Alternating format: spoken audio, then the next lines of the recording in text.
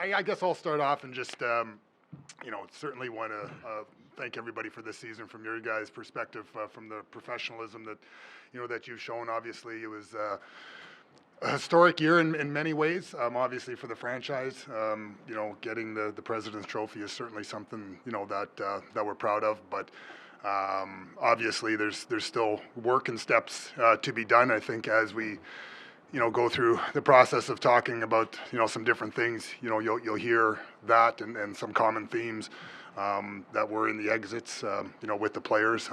As a coaching staff and management staff, we still need to get together and unpack a few things and digest a few things. So some of those things will kind of unfold as we go. We may not have all the answers for you here yet because there's still lots of dissection that will go on.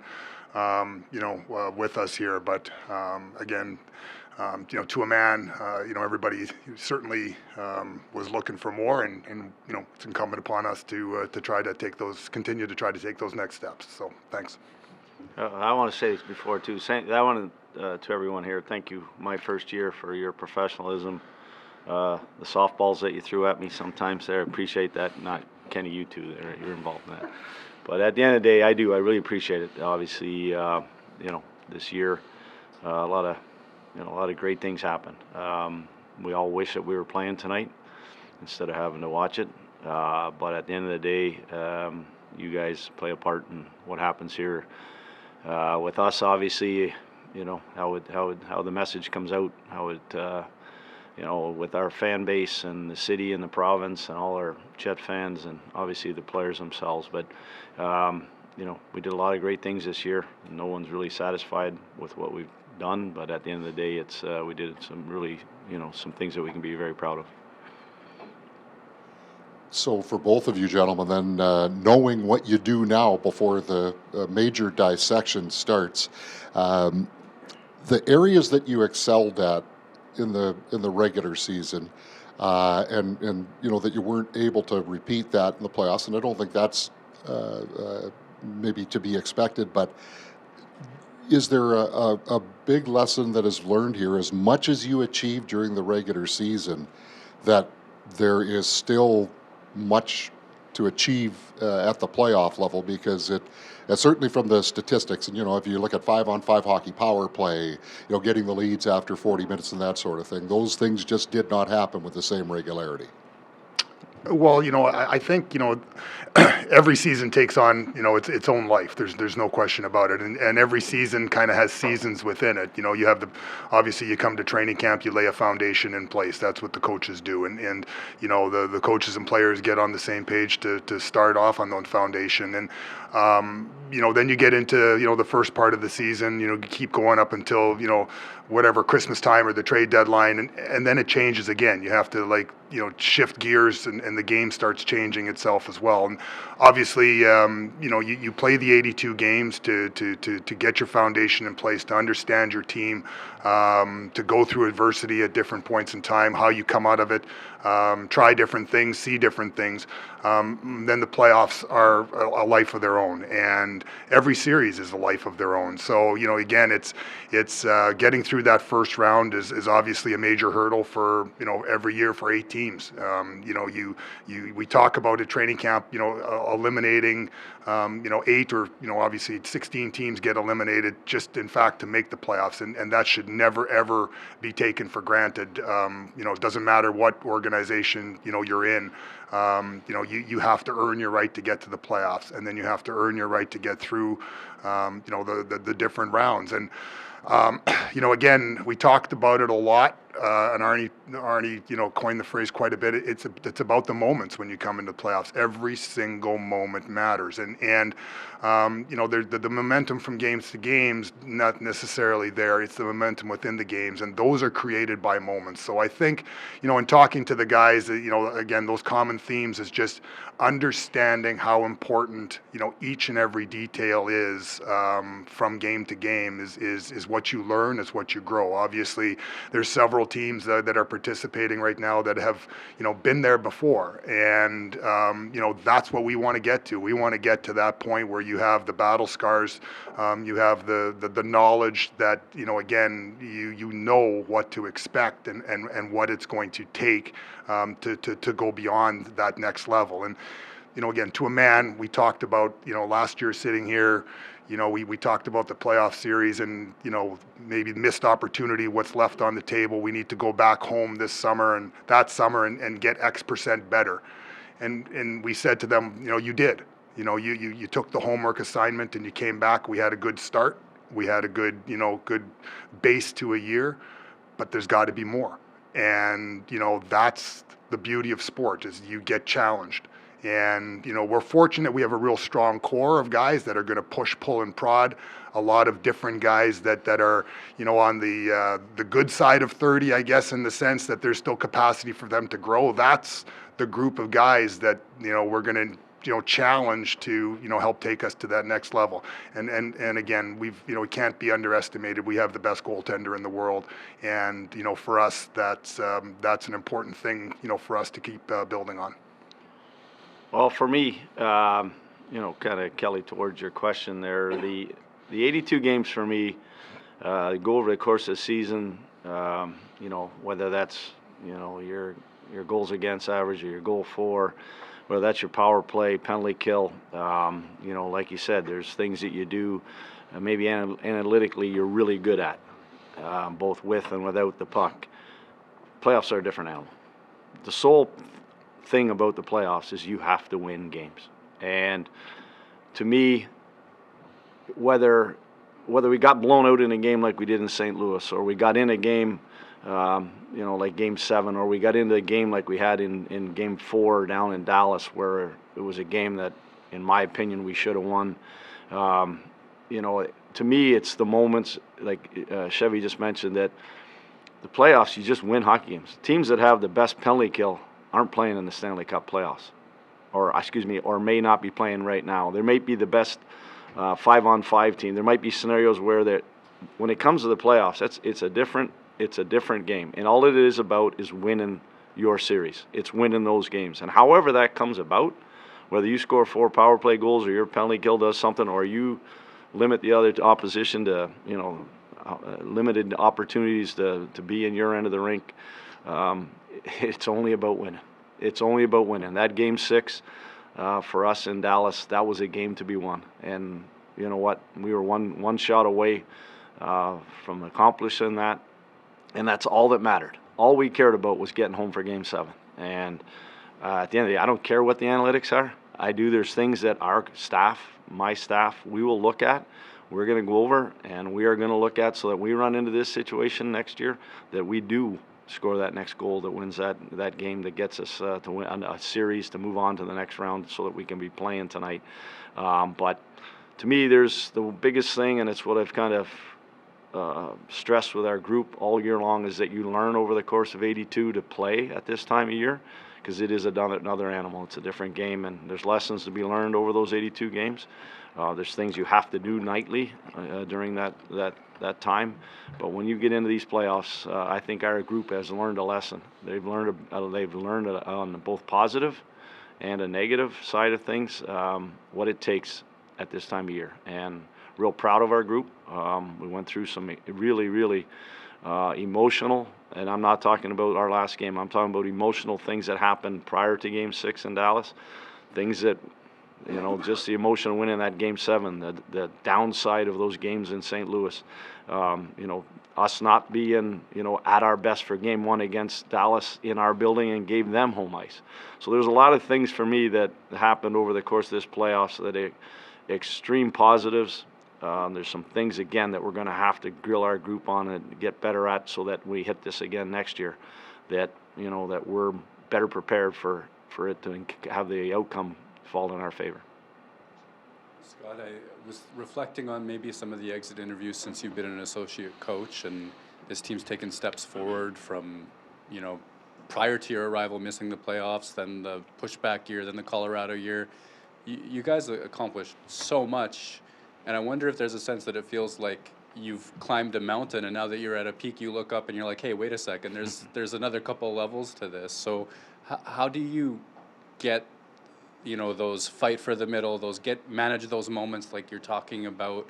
How do you take that to the next level with this group? Yeah, well, the biggest thing we talked about, we just finished our one-on-ones with all the players. We haven't had it as an organization yet, but we got to talk to all the players. And the first thing we did is that we complimented them and told them how proud we were of the year we had, the things that we accomplished as a group.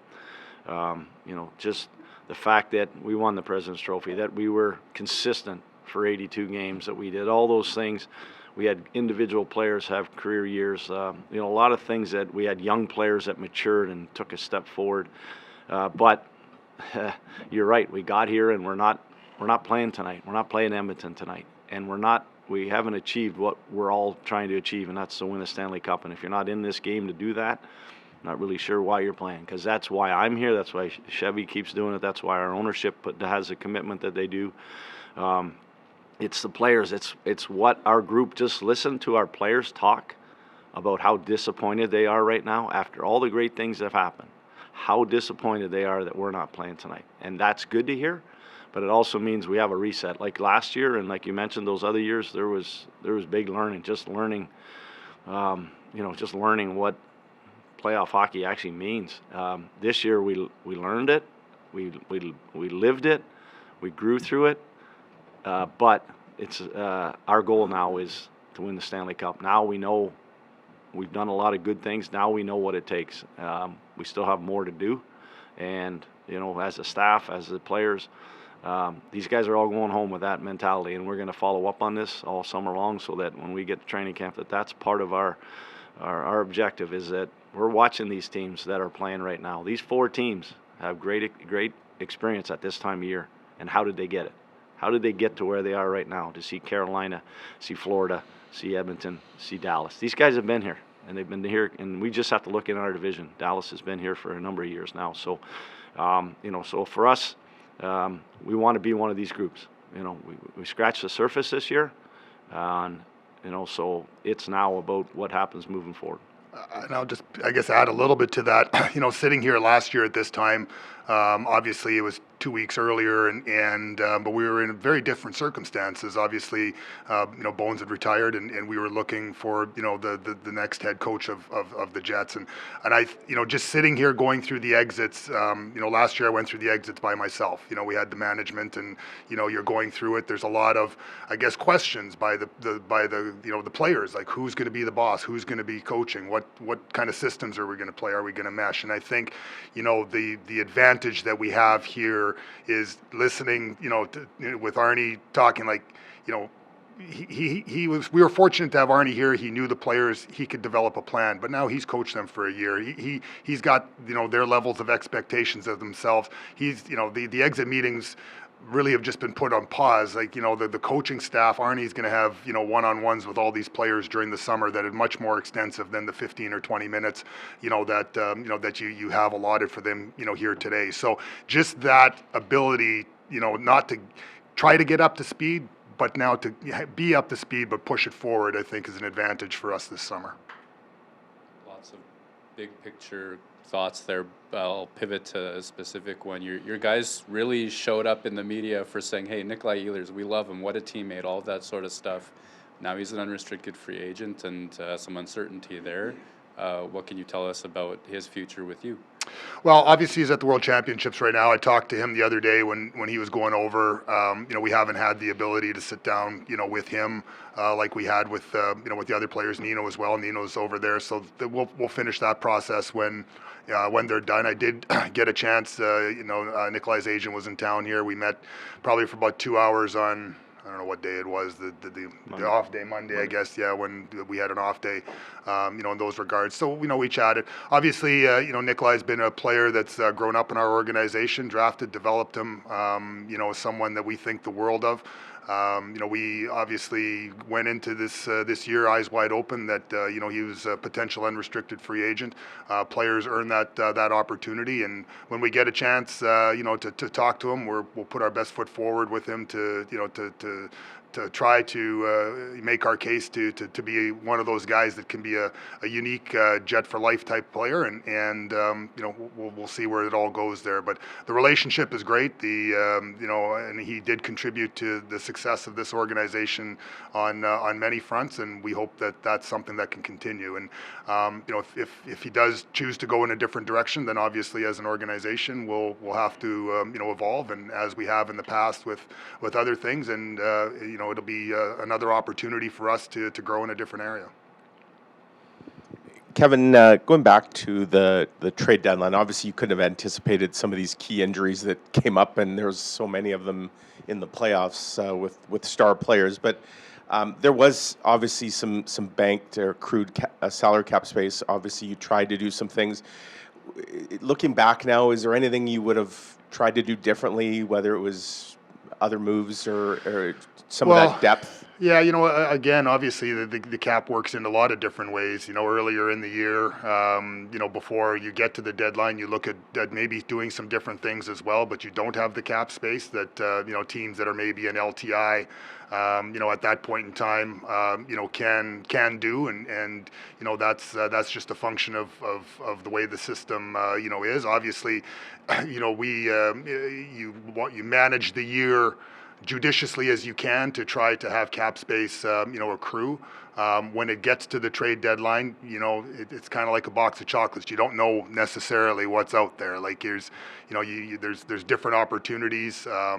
Sometimes there's big money players that are there, and you want to have that ability to strike. But if there's, you don't have the ability to grab one of those, then you move on to the different aspects of things. I thought, for us, we kind of had a multi-layered plan going into the deadline as to how we wanted to attack it, and wanted to give ourselves the greatest flexibility that we could, and we were able to add Schenner, we were able to add Tanny, two players that bring different elements to a lineup, and I think in various different circumstances they were very, very helpful in different regards. Like you said, you don't know what happens after the deadline with a couple of injuries, but again, if the players that aren't there to be a fit in your lineup, you don't just go grab a player to shoehorn something, in. I think, we if you look at 2 deadlines ago, and we brought in lots of different players, because one, we did bring in Toffoli, and we didn't know where things were at with Gabe, but then when Gabe was healthy and Tyler was healthy, you had Perfetti get to be a casualty of that, and there's an opportunity cost sometimes, whether it's in that playoff or future playoffs, that you have to be careful of. I think you saw the growth of a player like Cole this year, when he got his opportunity, and if ands or buts, what would that have been like if this was his second playoff as opposed to his first? So you look at all those things, but the fact of the matter is you hope to have cap space, but then you have to be mindful of what's out there. You don't just spend it for the sake of spending it. If there's not something that fits, then that's just the reality of the situation. One thing, just being able to be sitting, whether in Jersey, right, Philly, sitting in those, while that was all going on, the deadline, whatever, the biggest thing that jumped out at me, how many teams were still in the hunt. And that to me, there was so many teams in the hunt this year, in both sides, that really, it was, every time a name came up, there was 6 teams that were interested, or 7 teams that were interested. So it was even more than that at times. And so that was the part for me. It was like, wow, this is a big pond we're in right now. And then just sort of the follow up on that same theme, looking forward, how do you guys, or can you, change the perception about Winnipeg as a destination to come and play? Because we certainly hear from the players in the room, they love playing here, they rave about it. Guys who are here often re-sign here. Those of us who live and grew up here know what this place is about. But there is that perception, and we know at times there's players that exercise their right to say no. Is that something Winnipeg is always going to have to deal with, or can a season like this and some of the things that happen maybe change that narrative a bit?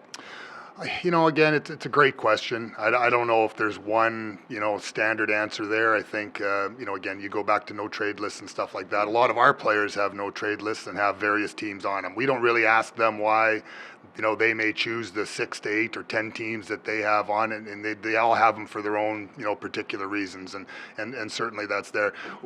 For us, I learned early on, you don't dwell on that. You have to, be able to run your organization with the sense of pride that you have. And I think our greatest strength, kind of came on display here in this last, this year in general. Is you want to develop a core of players, that care for each other, that, play for each other. I've always believed that, you do that through, drafting them and developing them and growing them and then retaining them. And like I say, for the most part, we've been able to, do that. In the future, we'll see, hopefully that is continuing. But I think, it's the players want to win. We have a goaltender that's the best in the world. Players want to play in a fan base that cares. We got some of the most passionate fans, in the league, and I think that you saw that, you see that on display when we get to the playoffs and the whiteouts and the unique things that just ignite a city and a fan base like that.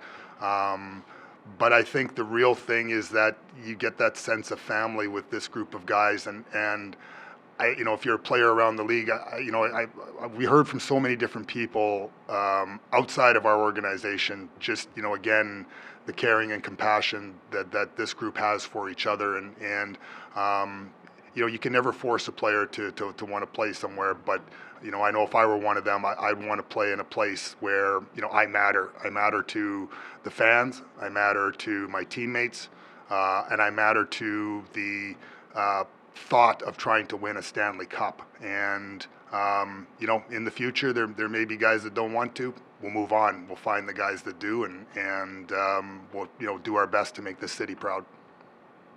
Your lack of offense hurt you in the playoffs. I think in 8 of 13 games you scored just 1 or 2 goals. You went 1-7 in those games. So is that where one addition might have made the difference, and you look back and say, damn it, we coulda, shoulda, woulda, either of you? It's interesting, and I can let Arnie weigh in, but, again, the goals in the playoffs aren't about the numbers of goals, it's about the timeliness of the goals. And, that goes back, maybe to the moments, and the different things like that. It's one of those things where, again, you have to learn a lot of things, about yourself, in the playoffs. And, this group earned the right to be together.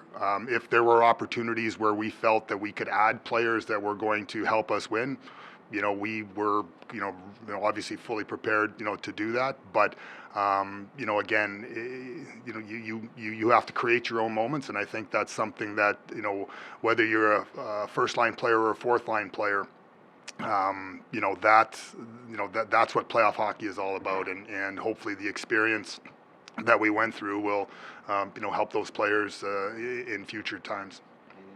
No, I agree. The when it comes to this time of year, it isn't just your top guys that have to score goals. Everybody, just look at these top 4 teams that are still playing. It's depth throughout, and I've stressed it all year long that that for us to have success as a group, it isn't just relying on our power play or relying on our top 6 forwards.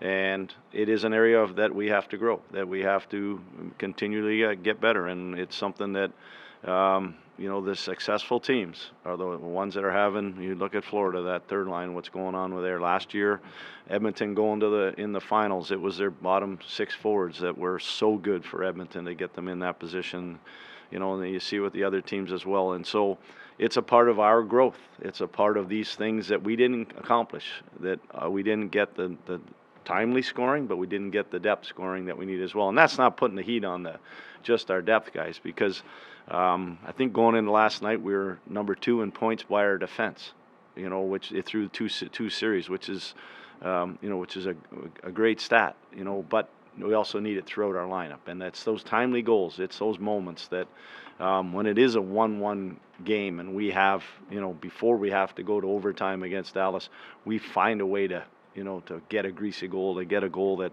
that we needed at an important time. Players all have plays they want back. Mason Appleton would be a good example of that one there. Maybe even games they'd want back. As a coach, do you have moments or games or periods that you think, okay, I'd want that one back? I don't know, matchups or lines or something? I have a whole bunch. You know what? We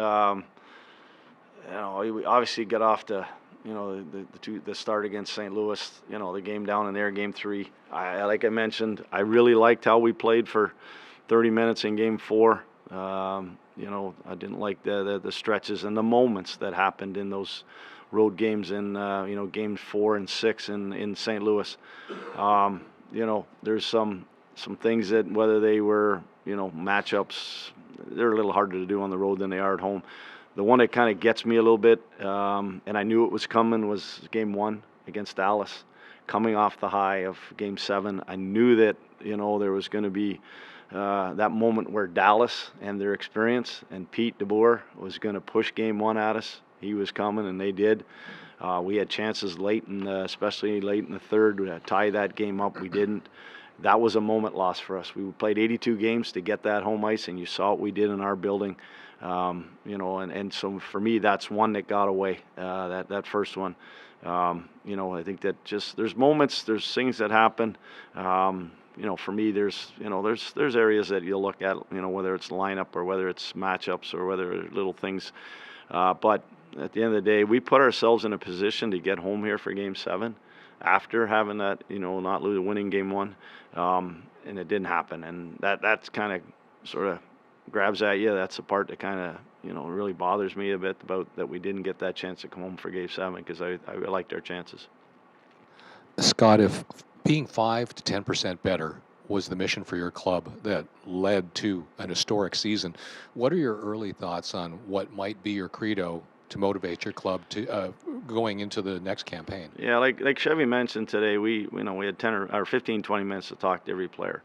The first thing I said to every player is that within 2 weeks here, I'm going to talk to everybody. And I asked Davis and Marty to give me thoughts and ideas on each and every player from this year, for this summer to get better, and then for next year. And then Dean as well did that with our with the D-men, and also those guys both did about the specialty teams. And so I've talked to the players about, in the next 2 or 3 weeks, I'm going to have more of a in-depth conversation, and it'll be a lot more than 15 minutes. It'll be something that'll and it'll be something that'll be very, very beneficial to both myself and to the player. And then from that point forward, we have passed on, the two of us, through these meetings, is that we're not satisfied about what happened, and that next year our goal is to win a Stanley Cup, and so there's a lot of work to be done.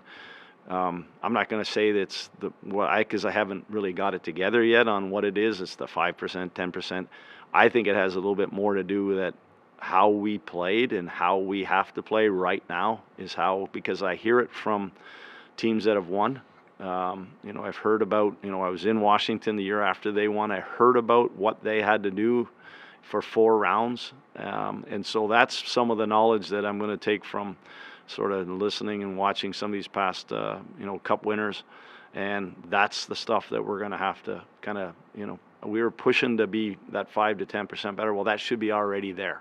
Now it's I don't know what is. I don't know what that word is. If it's the compete again, it's the grit, it's it's that not giving up an inch. I'm not sure what that is, that message. You guys will hear that in September, but that's part of my homework here with my staff and with the players, is to come up with that.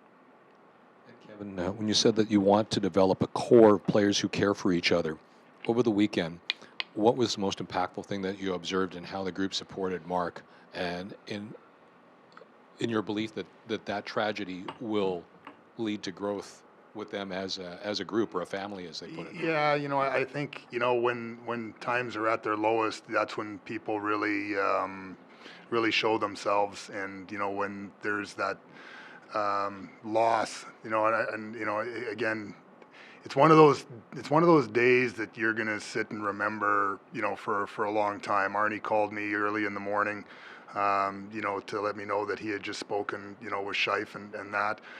And you know, your mind, obviously we're getting ready to play the biggest game of our year, and your mind just completely, you know, turns to something different. And this is the human side of it. I lost my dad when I was 17 years old, and you know, there's not a day that goes by that you don't think about him. So you know, you can never know what a guy's feeling, but to see how our players, you know, rallied around, you know, Mark.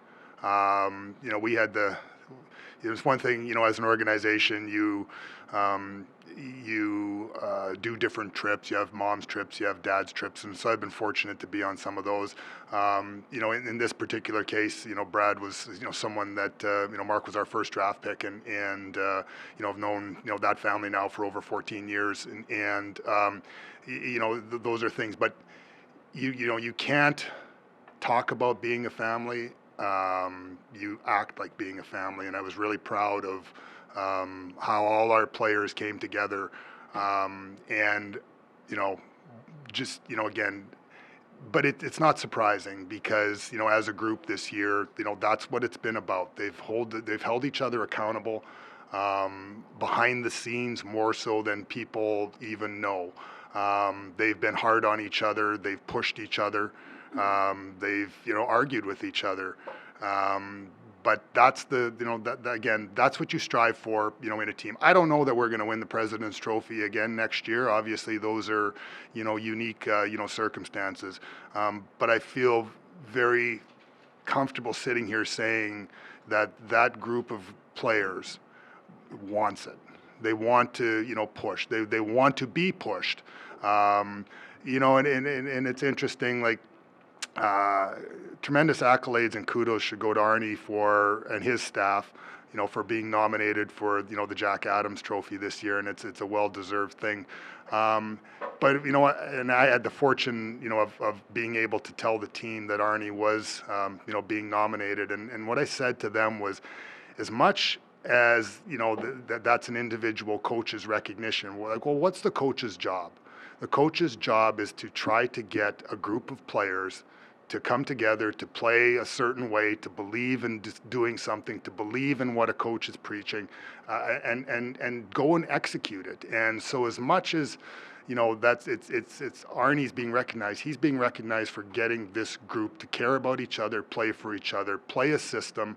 And you know, it's interesting because when we would waver, you know, you would see, you know, the foundation that gets put in place at training camp by the coaching staff and the players that have bought into that. That's what it's all about. So, you know, again, you know, you play the game on the ice. You win by scoring more goals, by letting up less.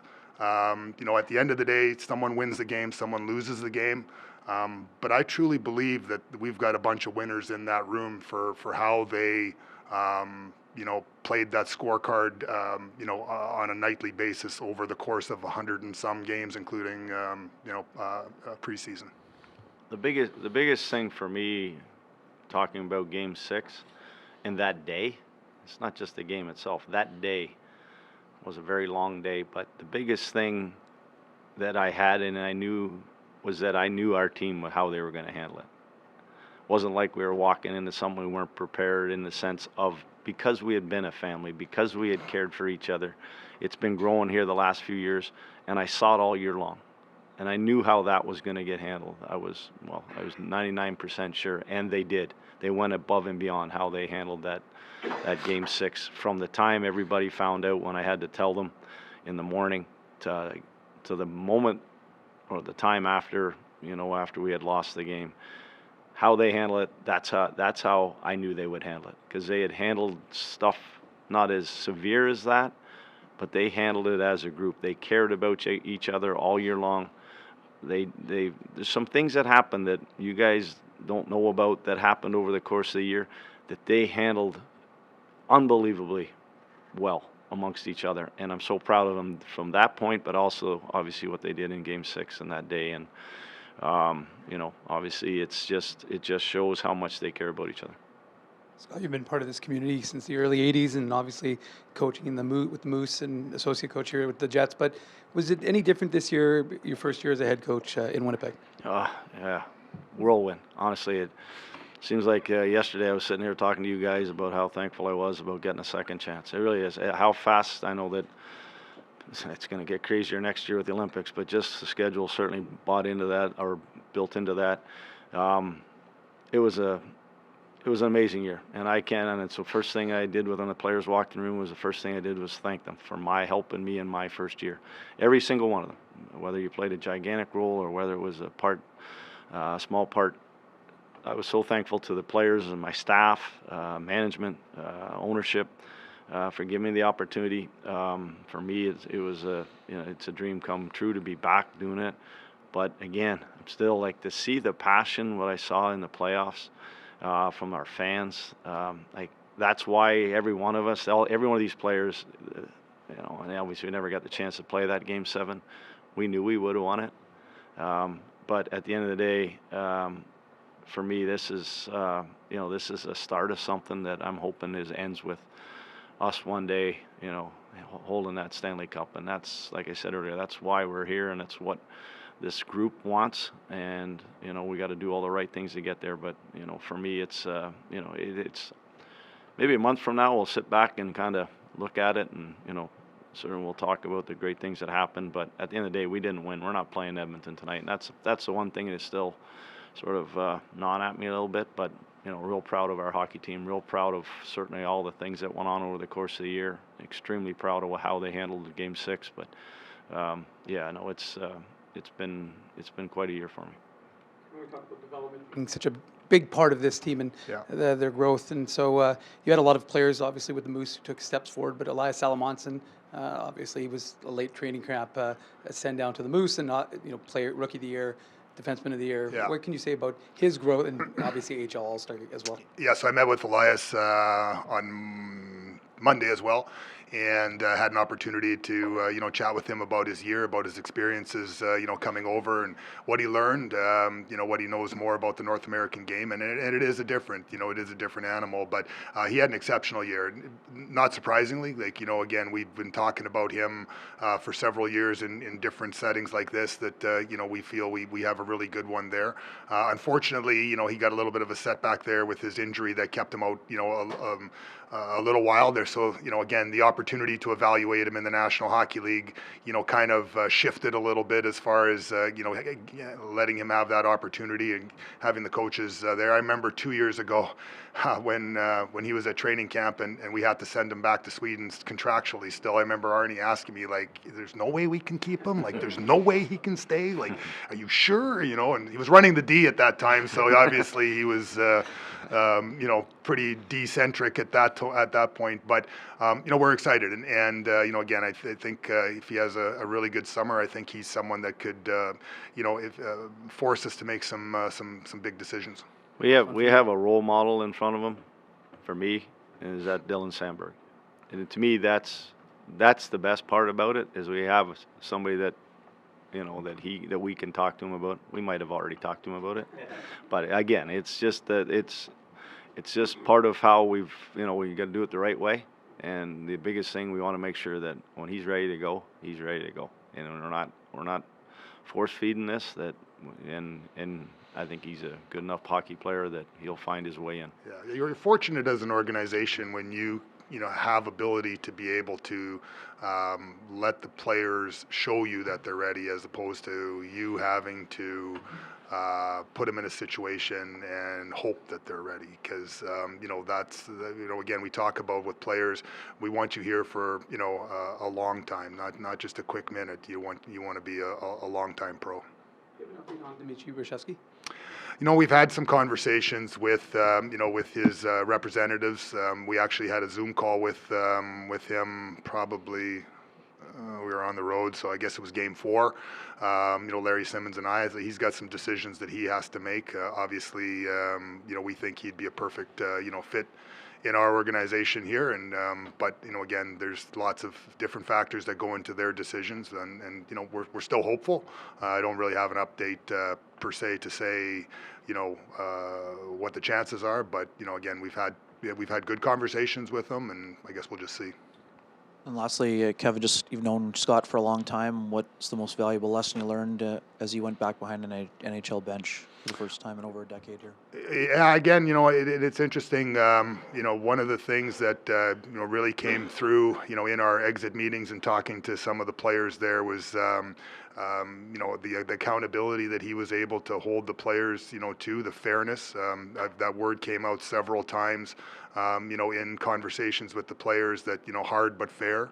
I think as a coach, we talked about it, going in and extensively in the interview process. Communication is such a key thing, when it comes to coaching, and I think even more so with today's players. They want to know why, they want to see why, they want to talk about it, and I think. Again, going back to when we made the decision, obviously to ultimately hire Arnie, it was obviously that familiarity and that knowing that he was right for this group here to help push them, and he knew where the strengths and the weaknesses of the players were, and again, I think he's continued to grow. It was interesting watching Arnie interact with his assistant coaches. Some coaches are very autocratic when it comes to how this is, but some coaches are very inclusive and then ultimately make the final say, and that was nice to see. With Arnie, was open to the input of his assistant coaches, but then when it came in the end, there was a boss, and you could tell that, and I think everybody knew that, but probably the most important thing that I've seen was the human side of Arnie. Is when you want to have develop that family atmosphere, you have to again be able to bark at the guy, but then be able to say good morning and have a cup of coffee with him the next day, and that's an important trait in today, and I think the guys respect that, but more so some of the things that I think that where as an organization we have grown. Last year we sat down with our analytics team and decided to try to come up with a detailed package or way we wanted to present different things to each other, to the coaches, to the management, and continue to find ways how to integrate that with the players. I think again we'll probably have 2.0 of that this year, with being able to sit down and say, okay, we like this, we didn't like this, we want to grow this, so, and the openness, from that standpoint, Arnie's a very progressive guy when it comes to that. So, again, I think, just the fact that we're not satisfied, and there's probably no more guy not satisfied right now than Arnie, and knowing that, he's got a detailed, hour plus conversation with each one of those guys, coming forward. Again, everyone will take some time to decompress, and I think we do, because sitting here asking for answers on why we didn't win on the road this year, in the playoffs, all those kind of things, no one has the answers to that yet. Like that's if you had the answer, we would have, it would have been switched in, whatever situation. So, just that, again, I thank him and his staff for, a tremendous work that they put in this year. Hey guys. Yeah, thank you very much. Sorry, I was going to say you've been so generous with time or what have you, but there's like things we have, Samber. Sure. Yeah. 100%. Yeah. 100%. Yeah. Again, every summer is important, and we've got obviously a couple of RFAs. You touched on a little bit of the UFA. Mason Appleton's UFA as well. We'll have to have obviously different conversations within the organization on some of the younger players, within the organization, to see where they're at. Do we have pro scouting meetings coming up here next week, Wednesday, Thursday. Obviously Larry Simmons is an integral part of starting the contract negotiations, with the different players.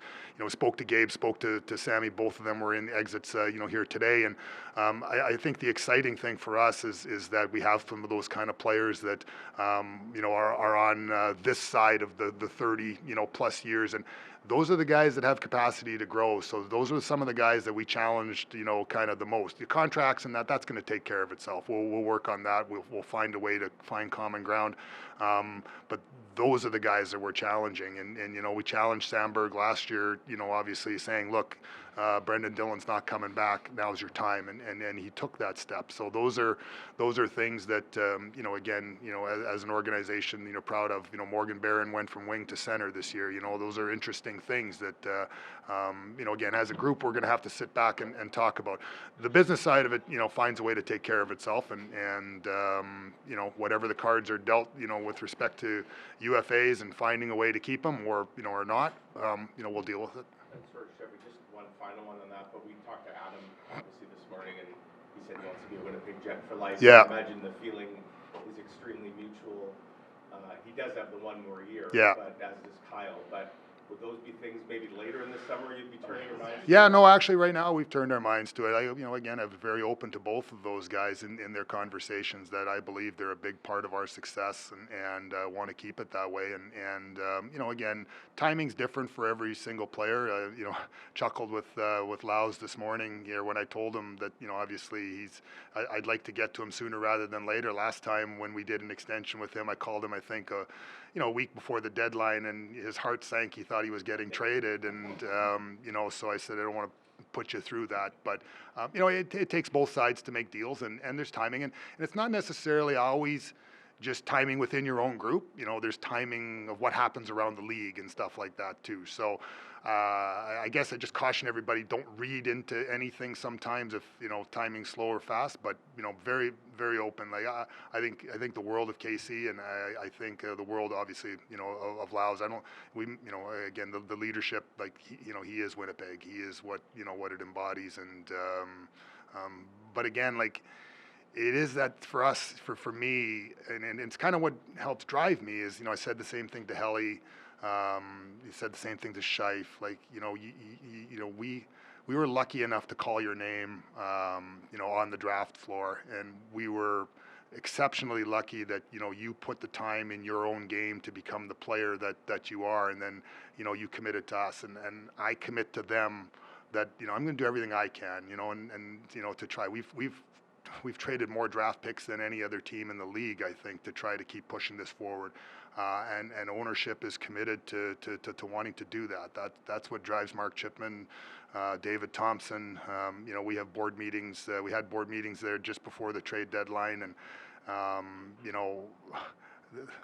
hijack them all the time because they want to sit and talk about, like, the growth of these players, the young guys, the building and hopefully culminating in something. So again, it's a great organization to be a part of because they care.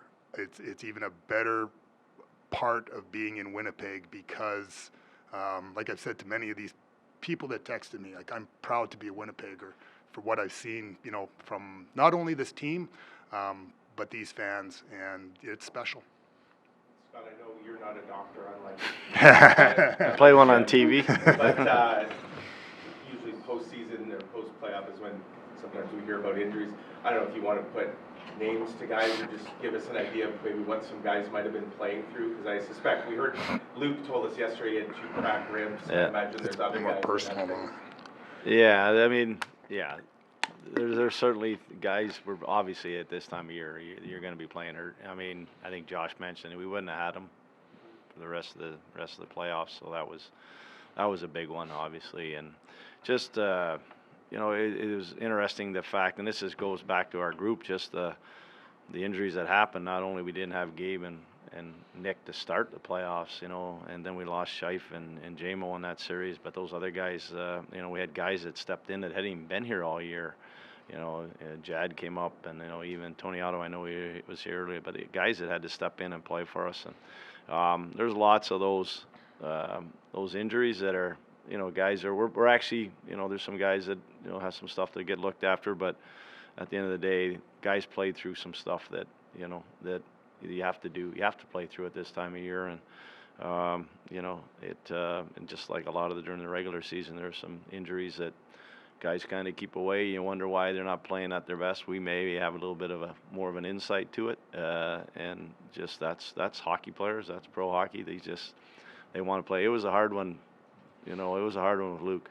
It was really hard. Like, it was a tough one because he was a guy that did not want to come out of that lineup, and it bothered him. And but at the end of the day, that's what you expect from those kind of guys. Is that the kind of things you were referring to when you said some things going on that we didn't know about? Or is there other things you want to elaborate on? Yeah, not really. It's just more like, I just think it goes back to some of the things like these guys held each other to a standard, and like that standard wasn't going to be lost, and if, again, I talked about it, in the coaching searches when we talked about it, like if you have a standard and you set it and you let it go on Tuesday, it's gone by Friday. And that group of guys, they set their standard and they were true to their word. Fortunately, I got to be on call here, so. So let the record reflect, it's Brownie. Well, you don't come to the draft. I had all afternoon off, so